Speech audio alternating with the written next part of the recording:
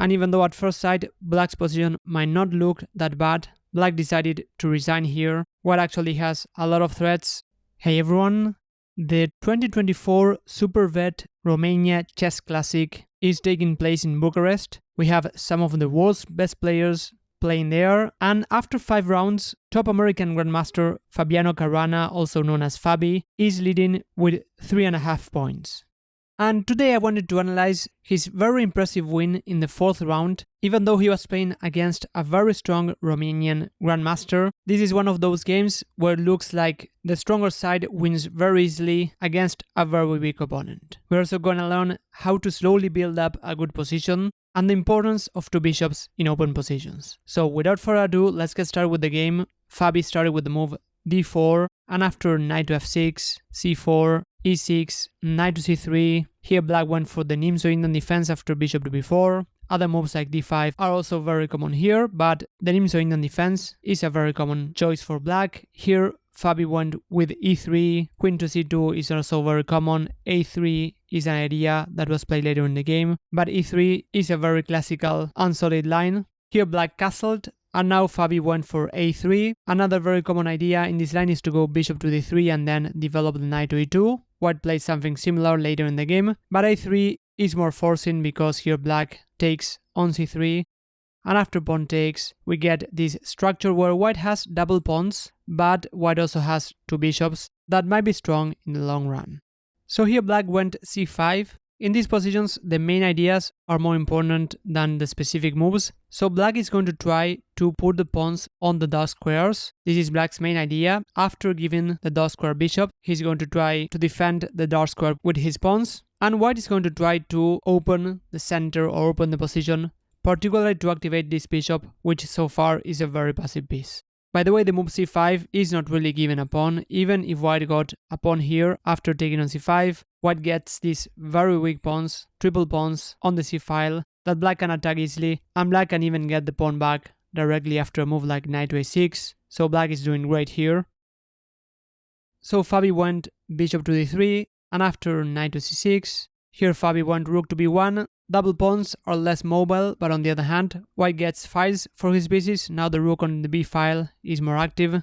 Here black went d6, white went knight to e2. The idea of developing the knight to e2 and not to f3 in these positions is to have the extra option of moving the f pawn either to f3 or f4. And after e5, white castled. White definitely doesn't want to trade pawns and get 2 isolated double pawns. That's why white decided to castle. And here black went rook to e8, which is not necessarily a bad move, but not the main plan in this line in the Nimzo-Indian defense.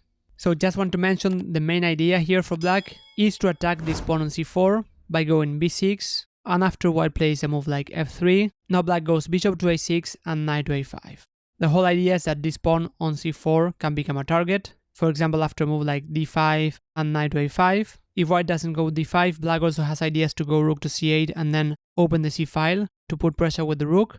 But even in these positions, where black seems to be doing fine, putting pressure on c4, it is actually more complicated than that because white can even give the pawn on c4. For example, after a move like e4, if black takes the pawn, white can take on c4 and then go something like queen to d3. This is not a forcing line, just want to show you the main ideas in these positions. And after the knight moves, white can play the move c4, and then white would plan to continue playing on the king side. For example, after a move like queen to d7, go bishop to g5, then bring the knight to g3, even try to go f4 to activate the rook on f1. So black has an extra pawn, but white has a lot of play in this position, and the knight on a5 might end up being misplaced, particularly if white tries to attack on the king side. So this was a very sharp option, but seeing what happened in the game where black played very solidly, it was probably a more interesting alternative for black.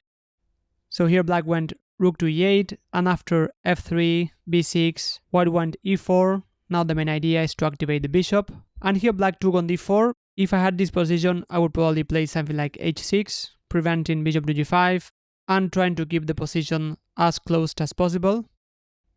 But in the game, black took on d4, and after c takes d4, knight takes d4, knight takes and pawn takes. This seems to win a pawn, but white can even get the pawn back directly with the move bishop to b2 and then take on d4, but Fabi didn't even rush. He played bishop to g5. The idea is to capture with the queen later on. And this position might look fairly dull, but white is already fighting for an advantage with the two bishops. Here black decided to play actively by going rook to e5. It was probably better to still go bishop to a6 and then try to build up pressure on the c4 pawn. And after rook to e5, bishop to g5, white definitely doesn't want to give the bishop pair and take on f6. That would also help develop the queen. That's why white went bishop to h4, and after queen to e7, bishop to a2, now white is going to get the pawn back. Rook to a5, white first defended the pawn a3, and after bishop to a6, queen takes, here black went queen to e5, inviting trades, which in this particular position is not white's main idea because white wants to target this pawn on d6. That's why Fabi went rook to d1, and after queen takes and rook takes, the position is already getting a bit unpleasant for black because black has to defend the pawn on d6, black went knight to e8, and now Fabi starts improving his pieces. First he goes bishop to e1, and after rook to c5, bishop to b4, kicking away the rook to c6, now the bishop is attacking the pawn on d6. Here Fabi went f4, just slowly building up, going forward. And after rook a to c8, black gets pressure on c4, but this pawn can be defended. And if we compare the positions, we see that the bishop on b4 is a lot better than the knight on e8. So this is a very common way to outplay your opponent, having two bishops against a bishop and a knight. And by the way, if you want to know more about chess strategy and how to get better at chess in other areas of the game, you might want to check my free course in the description. So here black went rook a to c7, mainly waiting. Now Fabi starts improving his king to f2. Now black went h5. Black doesn't have a clear plan in this position. That's why this position is also very hard for black to play. After h5, the idea is that if white takes on h5, black will capture the pawn on c4. White doesn't want to simplify the position, but keep on improving. He went h3, and after g6, a4, Fabi makes these tiny improvements, and black is mainly waiting. After rook to c8, king to e3, bishop to b7. Now Fabi went f5, black made an important decision, he took on f5, in any case the position is already very hard to play. White's idea is to follow up with g4 and keep on expanding on the king side. And after pawn takes and pawn takes, now this pawn can become a target, that's why black went knight to f6. Now Fabi went king to f4, the king is getting more active and it is very safe there on f4. White has ideas like going g4 and g5. So black tried d5, which is mainly a trick. The point is that after taking on d5 with the pawn, black would capture on c3. Here white could have even tried something like rook to g3, giving a check, and then take on d5.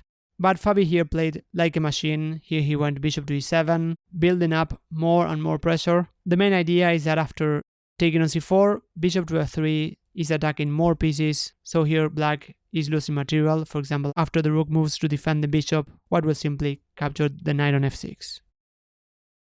And after bishop to e7, black tried another idea, rook to e8, putting pressure on the e-file, but here Fabi simply defended the bishop by going rook to e3, and even though at first sight black's position might not look that bad, black decided to resign here. White actually has a lot of threats, for example taking on d5, or even going bishop to f3, increasing the pressure.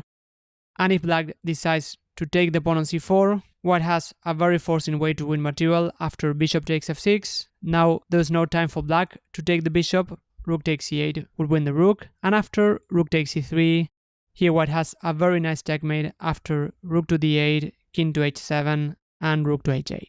So this was a very smooth and fairly quick win by Fabi, where we could also learn some important ideas in the Nimzo Indian defense. Hope that you enjoyed the game, and I'll see you in the next video.